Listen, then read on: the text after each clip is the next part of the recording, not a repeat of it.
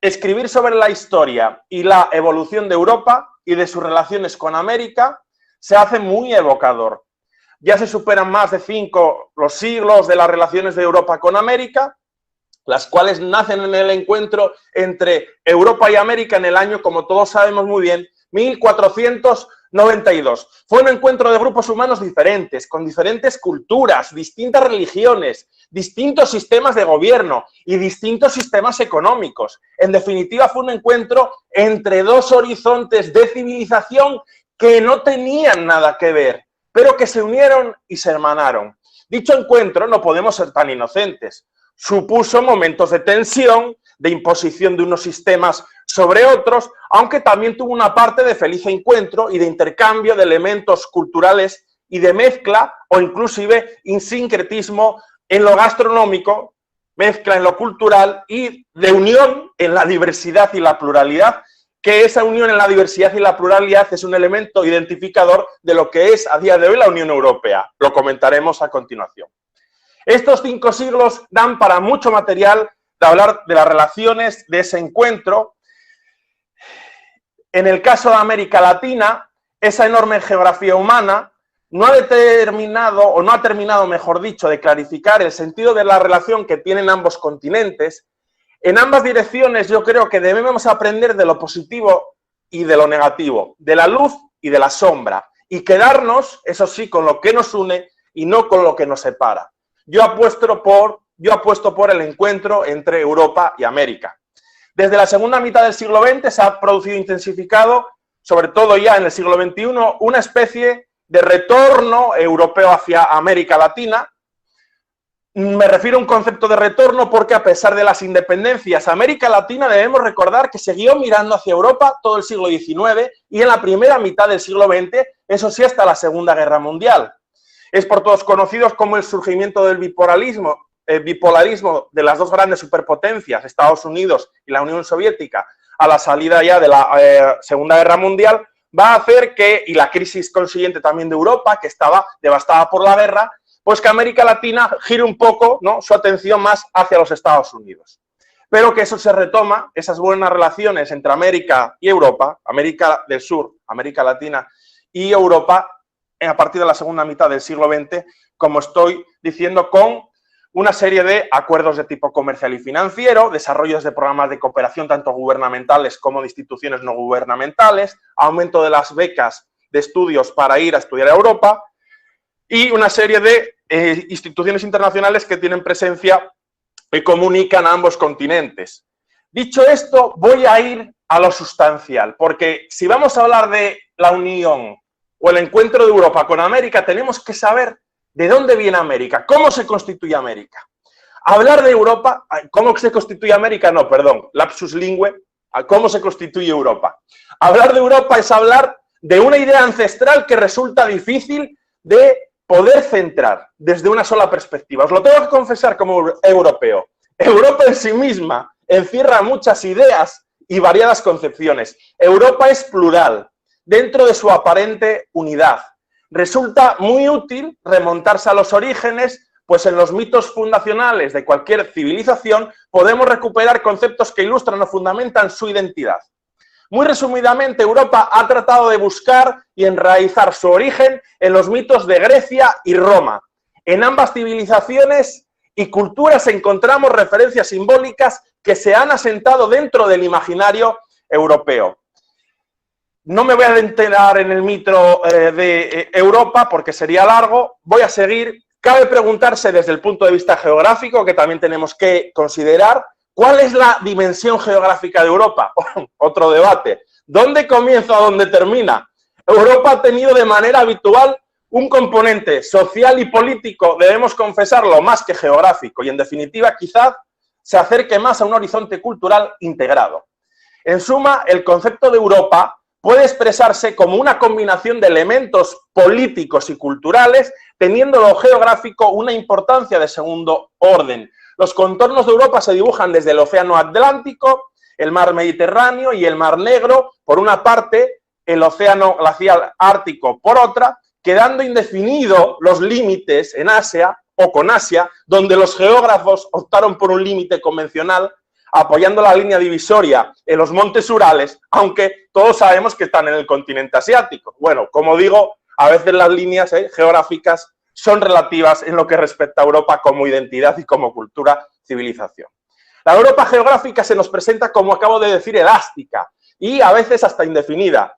No digamos ya su alcance cultural, pues su impronta civilizadora se ha visto desplazada en sucesivos avances desde el Mediterráneo hacia el corazón del continente, en Centro Europa, para luego expandirse más allá de sus contornos de la mano de los navegantes, descubridores, aventureros, que dejaron esa impronta europea en los más recónditos lugares de la Tierra, incluido América. No digo por recóndito, sino porque está más allá de Europa, ¿no? Este hecho es tan evidente que no es exagerado llamar al hemisferio occidental como una nueva Europa. Hay muchas ciudades, hay estados en América del Norte que llevan el término delante de el nombre de la ciudad de nueva. Nueva York, por ejemplo. Nueva York, York es de Inglaterra, Nueva York.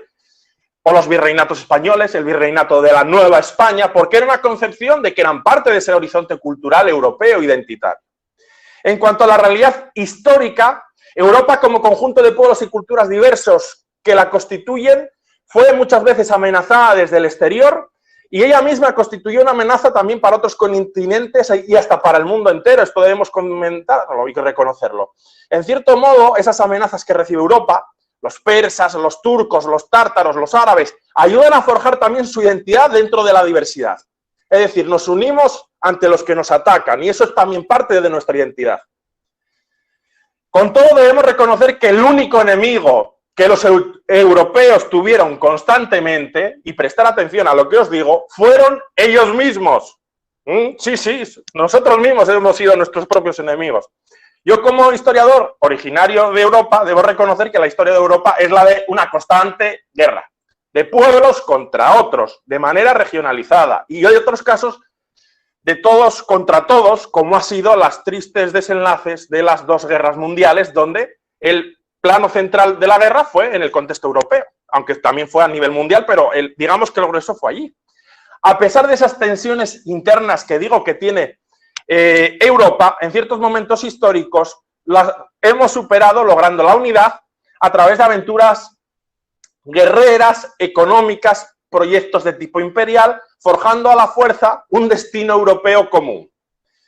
Los europeos, en la medida en que se sienten solidarios de un proyecto político, ideológico y cultural de perfil democrático, en la actualidad debemos tener siempre presente que el bien común de la democracia no es una esencia, un bien del que podamos gozar como un bien que hemos adquirido y no vamos a perder, sino que tenemos que luchar generación tras generación porque la democracia, en plena salud y vitalidad, se mantenga.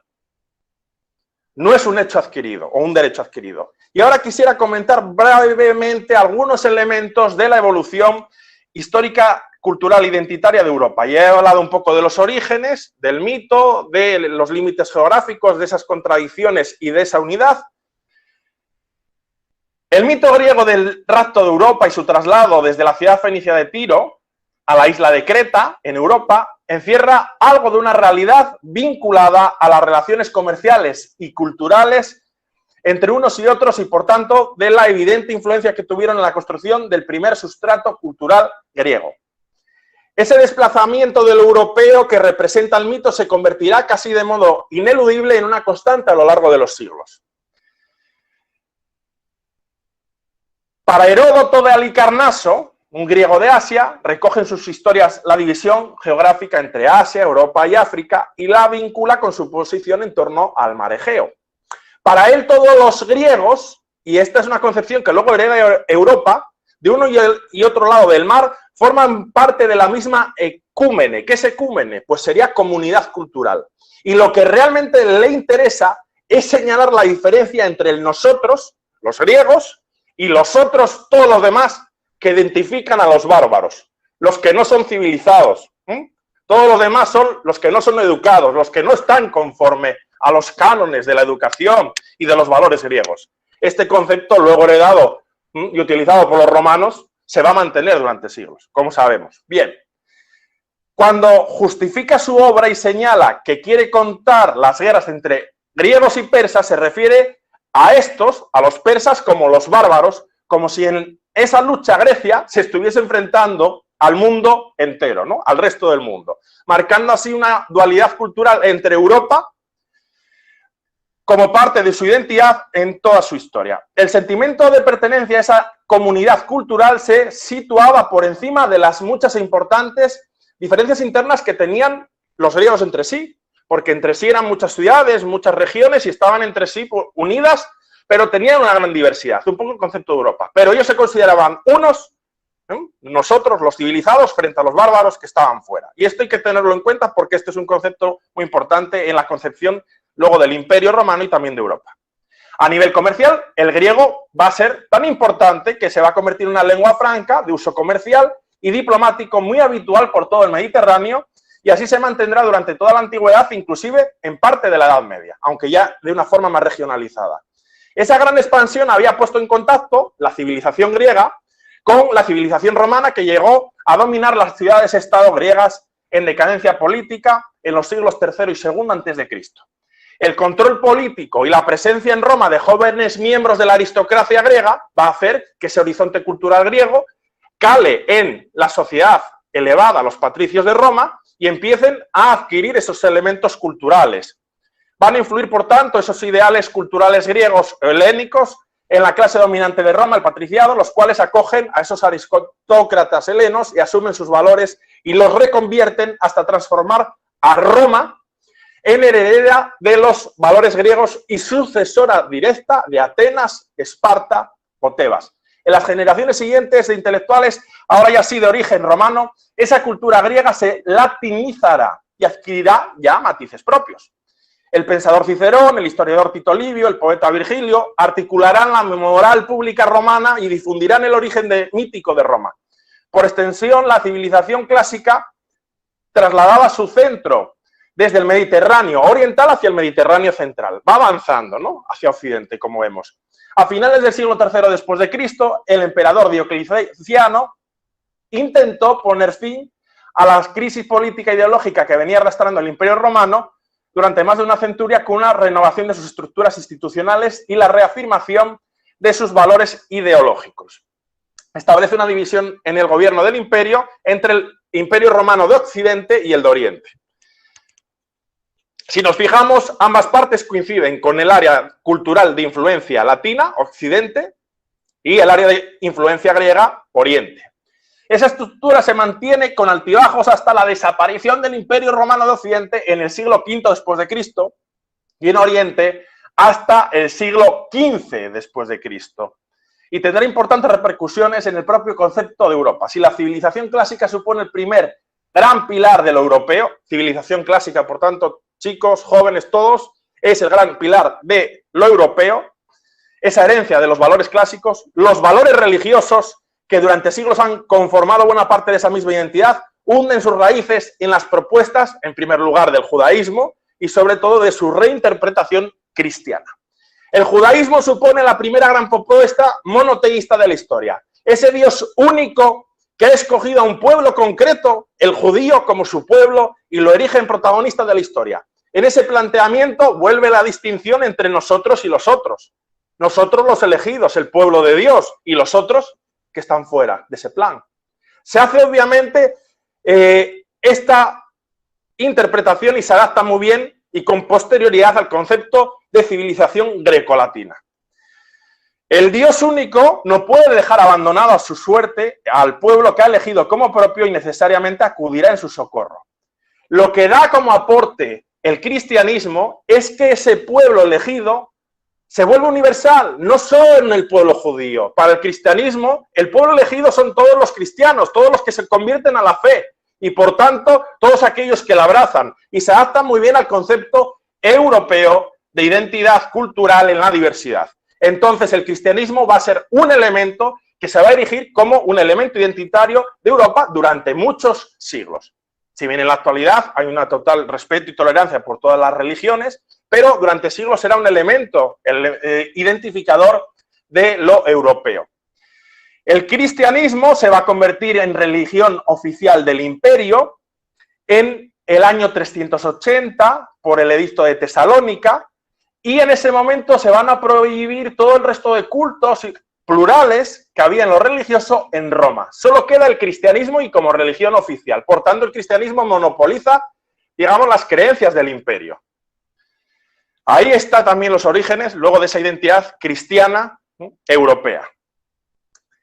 La presencia de los llamados pueblos bárbaros, unos germanos, otros de origen asiático, en el interior del imperio desde finales del siglo IV después de Cristo y comienzos del siglo entre el siglo V y IV después de Cristo, exigirá una adecuación del modelo ideológico imperante, la cristiandad romana, a esta nueva realidad de tener dentro del territorio del imperio a unos, vamos a decir, invasores pacíficos o no, pero que entraron en el imperio y el imperio romano no puede retenerlos fuera de las fronteras, los tiene que asumir. Entonces, si se van a quedar, bueno, vamos a intentar llevarnos bien con ellos. Es un poco la idea de los romanos, muy pragmáticos. ¿Qué hacemos con ellos? Tienen otra cultura, tienen otras religiones. En el imperio romano, la religión, como todos sabemos, pues es la cristiana católica. Bueno, cristiana católica, no, perdón, la cristiana de rito oriental, para ser más específicos.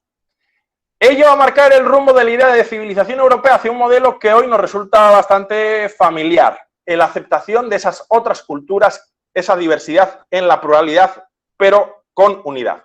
En todos los casos, la supervivencia política de los diversos reinos que se van a crear sobre la base de los pueblos germanos, una vez que desaparece el Imperio Romano de Occidente en el siglo V, una vez que aparece el Imperio Romano de Occidente, ya no hay emperador. Entonces, ¿qué es lo que da la unidad? Un poco el obispo de Roma, como sumo pontífice, es un poco el heredero de esa identidad cultural grecolatina, y es un poco el que, vamos a decir, va a amparar, va a coordinar, e inclusive va a dar el reconocimiento a esos nuevos reyes bárbaros, eso sí, bajo la condición de que se conviertan al cristianismo. Y como los bárbaros, por denominarlos con ese concepto, ¿no?, de bárbaro, como tiene una connotación negativa, pero es el término que se usaba, a esos pueblos germanos, mejor dicho, tiene que convivir con esa población o grecolatina que vive en Europa, no les va a quedar otra que, para poder mimetizarse y poder adquirir, vamos a decir, pues estabilidad, adaptar la fe cristiana. Y eso va a ir haciendo que todos los reinos o de los pueblos germanos vayan adaptándose al cristianismo, algunos por la vía directa del rito latino, en comunión, por supuesto, con el obispo de Roma, y otros por otras vías cristianas, algunas heréticas, pero al final van a acabar confluyendo en el cristianismo de rito latino. Esto un poco por hacerlo muy resumido. Esa confluencia religiosa favorece también la confluencia social, hasta el punto de hacer imposible ya la distinción en un momento entre germanos y romanos 3 o 4 generaciones después. Ya no había distinciones, eran todos europeos.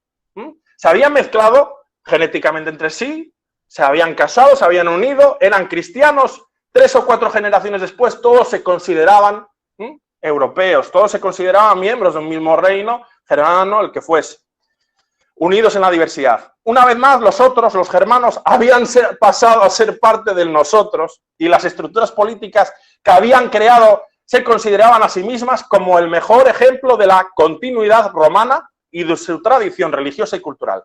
A nivel cultural, Europa se pasará a definir por la parte de la cristiandad que empleaba el latín como lengua de cultura y de la religión, muy apoyada en los planteamientos filosóficos de Agustín de Hipona, lo que reconocía la superioridad, al menos moral, del obispo de Roma. Entonces, ¿cuál es la identidad europea? La cristiandad que usa el latín como lengua de cultura y como lengua de fe.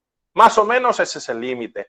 No se consideran parte de Europa como civilización, digo, como cultura, a los habitantes de la misma que no compartiesen el cristianismo de rito latino, como los judíos, los paganos, todavía no cristianizados, ni a partir del siglo VIII, los musulmanes de Al-Ándalus, en la península ibérica, a partir de buena parte de su ocupación de la península ibérica desde África, en ese siglo.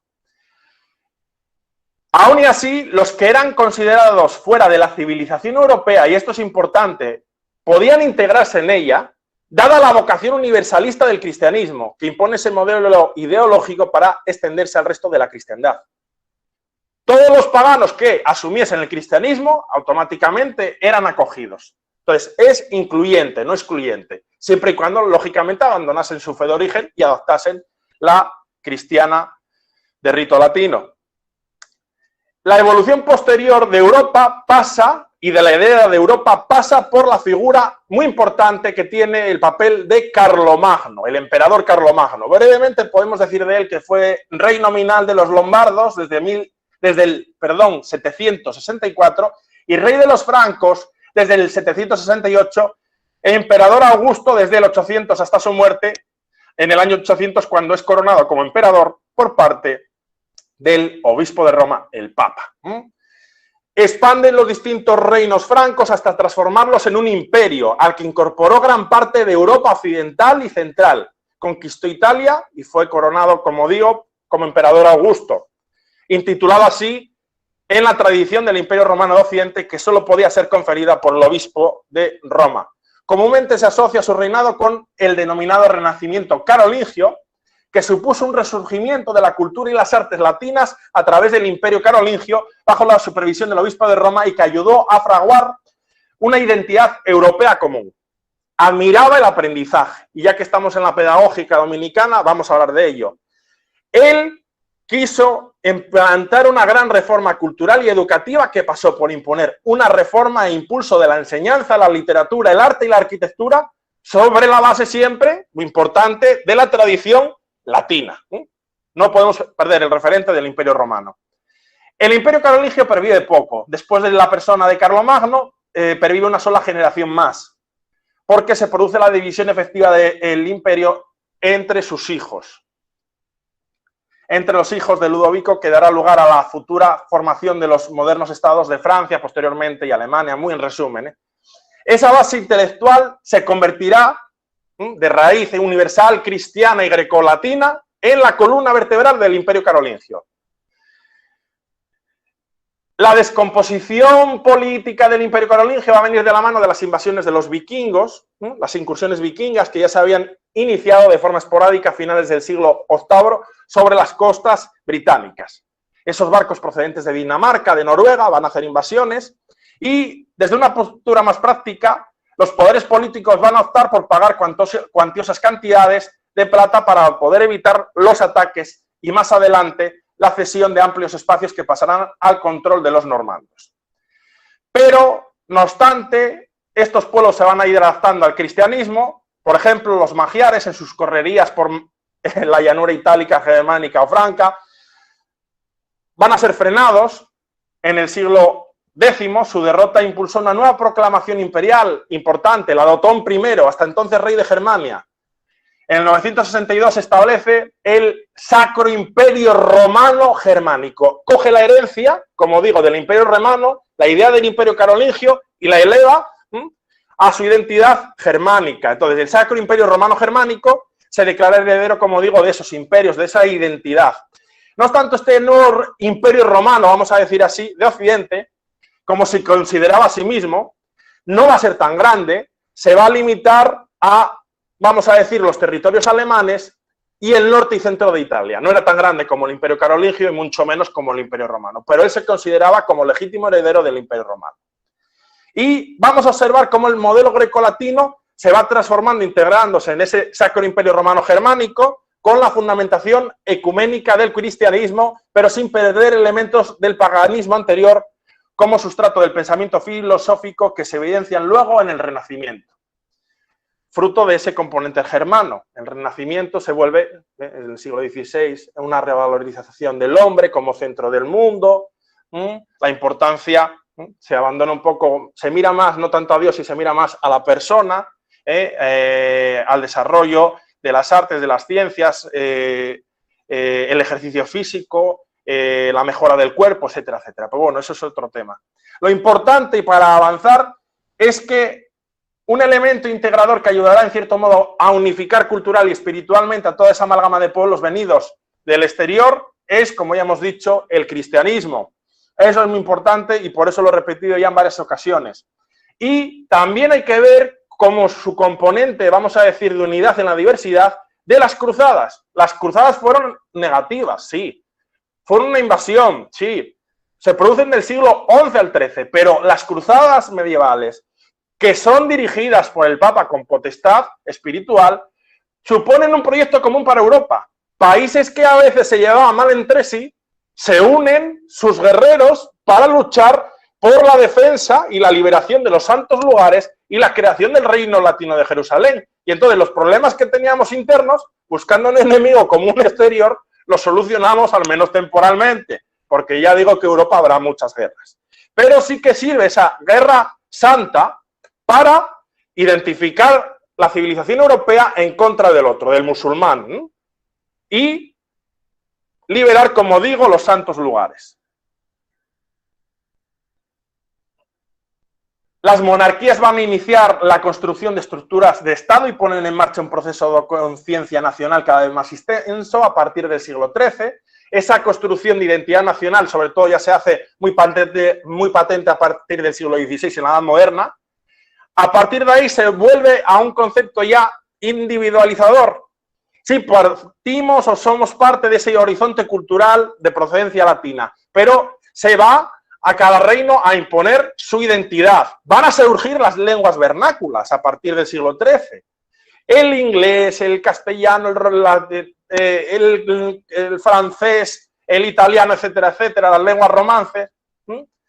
Esas lenguas propias es para identificarse, particularizarse dentro de la unidad. Hay que decir que el latín sigue siendo la lengua oficial en el imperio, Sacro Imperio Romano Germánico, y por supuesto la lengua oficial de la cultura y de la iglesia. Pero surgen las lenguas romances para identificarse dentro de la diversidad. Desde el siglo XIII se insistirá en la demarcación de las fronteras cada vez más precisas. Los símbolos y los escudos de los reyes se transforman en símbolos de los reinos y sus habitantes van a sentirse parte de esos límites territoriales. Inclusive, cada reino tiene su propio santo cristiano que los defiende, aunque sea en contra de otros cristianos católicos. Bueno, eso es igual. San Jorge en Aragón e Inglaterra, San Andrés en Escocia o San Miguel en Francia constituyen algunos ejemplos. Pero también se asistirá a reiteradas expulsiones de las minorías religiosas no cristianas. Lamentablemente, los judíos, como forma de cohesión interna de los diversos espacios, se decide expulsarlos. Así ocurre en Inglaterra en el siglo XIII, en el siglo XIV ocurre en Francia, o la gran expulsión de los judíos castellanos y aragoneses en 1492. Esto se hace para unificar en la identidad cristiana. Lamentablemente esto se produjo, hay que reconocerlo.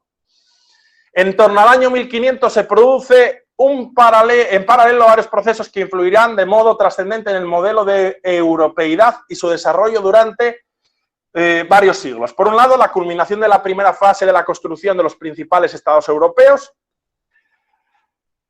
las guerras por la hegemonía en el continente y las alianzas entre las diversas potencias marcarán la pauta política de las grandes monarquías absolutistas durante los siglos siguientes. Y en segundo lugar, a comienzos del XVI se inicia el proceso de ruptura religiosa de la Iglesia católica que se conoce como la Reforma Protestante. A partir de la Reforma Protestante, con Lutero, la figura de Lutero, habrá príncipes y reyes que apuestan por la Reforma y otros que se quedan con la oficialidad del rito latino. Pero esto tiene un componente político. Los que se suman a Lutero es en parte a veces no tanto por la creencia religiosa, sino por identificarse, diferenciarse del otro. Y les interesa tener su propia versión del cristianismo, como su propio idioma, identidad. Entonces, dentro vemos cómo hay, de esa supuesta unión, hay una gran diversidad que es muy interesante y muy rica. Lo importante, y llega en el tránsito del siglo XV al XVI, es el momento en que Europa hace un salto y se proyecta más allá de sus espacios naturales, sus límites geográficos, y llega a otros lugares como es América. El descubrimiento de América, llevado a cabo por Cristóbal Colón en el año 1492, supone un nuevo continente que se va a intentar incluir dentro de la identidad cultural europea. El Papa sanciona el dominio de ese territorio como representante. ¿De dónde viene el poder en la concepción medieval? El poder viene de Dios y llega a los reyes. Pues el Papa, como vicario de Cristo en la tierra, representante de Dios, da esa sanción a los diferentes estados europeos, en concreto la Corona de Castilla y la Corona de Portugal, para que dominen y evangelicen ese territorio. Se lleva la religión cristiana y se intentan imponer las costumbres y la cultura. A veces por la fuerza, lamentablemente, y otras veces por el intento del aprendizaje de las lenguas nativas, el acercamiento a veces de los frailes, el intento de transcribir o traducir el evangelio a las lenguas de los respectivos pueblos indígenas. Eso es una cosa muy interesante, y hay una unión. A veces, como digo, tristemente por la fuerza, y otras veces por la vía de, pues eso, de la unión, de la unidad, de la enseñanza, del aprendizaje. Triste es el comercio de esclavos africanos en América, pero que va a ser un elemento identificador. Todos los países que van a dominar de Europa a América van a comerciar con esclavos, en mayor o menor magnitud. Esa mano de obra esclava se va a utilizar para los trabajos más duros y es un elemento clave en boga de los principios económicos de Europa desde el siglo XVII, el mercantilismo, que aboga por el control por parte de los estados de los mercados y de las materias primas desde su origen, incluida la mano de obra esclava. Los diferentes estados europeos trasladaron a sus nuevos territorios americanos los modelos institucionales, ideológicos y culturales propios de sus estados. Hay que decir que el mayor empeño de aculturación, o dicho de otro modo, de sustitución o adaptación de los modelos nativos a los modelos culturales europeos, proviene de España. Se diseñó un modelo administrativo que era una extensión del existente en la península. Los virreinatos ya existían, las audiencias, los cabildos. Se hace una conversión religiosa acompañada del mestizaje, hubo una mezcla. Los marinos, los guerreros, la mayor parte de los castellanos que van a América son hombres y se van a mezclar con las mujeres nativas. Ese mestizaje es positivo porque mezcla culturas. Se van a poblar el territorio de iglesias, conventos, surgen las universidades se implantan y son parte de la identidad europea. La primera la tenemos en República Dominicana, en la ciudad prima de América, Santo Domingo, que se funda en el convento de la Orden de Predicadores de los Dominicos, con la bula papal del 1538, y de ahí se expande el modelo universitario a toda América española. Hay que decir que el modelo que tiene España no es el mismo que tienen, por ejemplo, en el norte los ingleses, porque su versión, vamos a decir, de cristianismo, su puritanismo, les lleva a estar más encerrados en sí mismos, en tener contactos con los nativos cuando es necesario para comerciar, para en algún momento pelear o para algún tipo de intercambio, pero no se entremezclan entre sí. Entonces no se produce ese proceso tan grande de aculturación que se produce con España, porque España intenta mezclarse con los nativos, aunque hubo luces y sombras como todo. Dicho esto, y para ir avanzando, quisiera ya resumir, y voy a saltar muchas cosas, ya esto os lo difundiré en una posible publicación y voy a difundir una pequeña presentación, un resumen luego por enlace después de este encuentro de la presentación de hoy para dar paso a Raimundo, pero quisiera destacar cómo se produce, vamos a decir, a ver cómo lo explico, en los procesos de independencia del siglo XIX, entran dentro de la línea de los postulados de la civilización y de la identidad europea. ¿Quiénes son los líderes de esas independencias? Son los criollos, no son los nativos, son los criollos. ¿Qué son los criollos? Los hijos de los europeos que nacen en América, se crían y tienen puestos y posición. Ellos entienden que han sido en parte olvidados por sus países, que no son bien atendidos, que no son recordados, que a veces solo son reclamados para recabar pues impuestos y no se sienten representados por su madre patria. Pero ellos se consideran europeos y entonces, dentro de ese horizonte cultural, digo, entonces ellos van a iniciar las independencias, pero siempre van a estar mirando a Europa. Por eso digo que es un proceso interesante, es decir, hay una independencia, pero hay una interdependencia cultural, una especie de amor y odio. Somos hermanos, los hermanos se pelean, pero también luego van y se abrazan, ¿no? Pues hay un día que se pegan y otros se abrazan. Eso sería un poco, coloquialmente y amistosamente para vosotros, pues un poco el mensaje.